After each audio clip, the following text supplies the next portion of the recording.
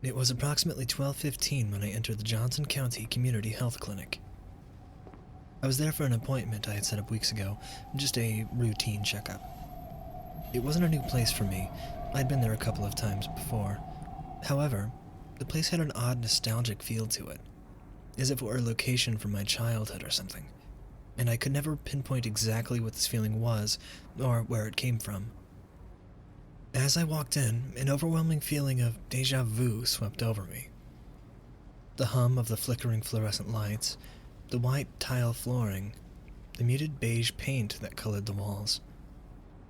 I noticed that there was a TV mounted in the corner, a smaller flat screen, that was playing a short PowerPoint slideshow on a loop of ads and events that were being held by the clinic. I passed the waiting area, a small area of the room with magazines, children's playthings, a blue cushioned chair, and approached the woman at the front desk. She was sitting in her bluish-gray office chair, looking at a spreadsheet on the same Windows XP desktop they've had since 2008. There was a sign-in sheet on the counter in front of me. "I have an appointment with Dr. Pebbins?" I asked. "What time?" 12:30, I replied. She began typing something into the keyboard. "Ah, yes," she responded. "Gary Johnston?" "Mm-hmm. Yes, I'll tell the doctor. Please fill this out." She handed me the clipboard, which held a simple fill-out form. I walked back to the waiting area, took a seat, and began to fill out the form. I was about halfway done with filling in my information when I slumped back in my chair. I hadn't got much sleep the night prior, and I was exhausted. As I slumped back, I noticed something very peculiar. My head never hit the wall. In fact, it felt like it went in. I got up, quite frightened, and looked at the wall. Nothing. Not a single hole or dent had been made in the wall by my head. So I reached to touch the wall, and my fingers went through it. I recoiled in shock. What the hell was that? I thought as I reached to touch the wall again, only to find my fingers clipped through once more. Then, suddenly, I lost my balance, tripped, and fell directly through the wall. I fell face first onto some dirty tan carpeting. Upon getting back up, I realized that I was in a completely different room. Well, not really a room per se, more so a set of rooms, all of which connected by openings.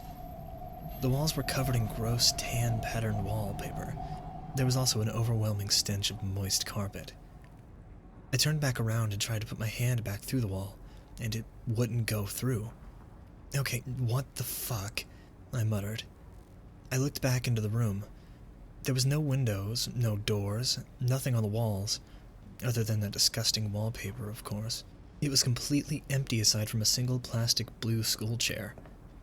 At this point, the only thing going through my mind was fear, and the repeating thought of, "I need to leave," on constant loop in my head. I started running through the rooms, desperately trying to find an exit, but to no avail. There was no exit. Was this my permanent location until I died? No, there has to be a way out. I wasn't just going to be left here, right? Eventually someone would notice that I was gone. But nobody did. Then, in the distance, I heard footsteps. But not those of humans, at least not a normal humans. Along the footsteps was a gurgling snarl, like that of an angry animal. I began to run.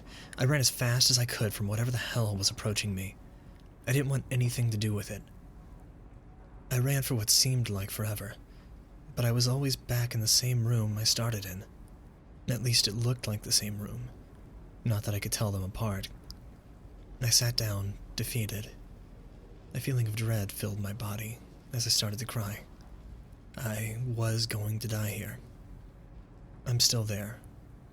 I haven't left. I've accepted my fate. In fact, I can actually hear footsteps. I wonder who that is.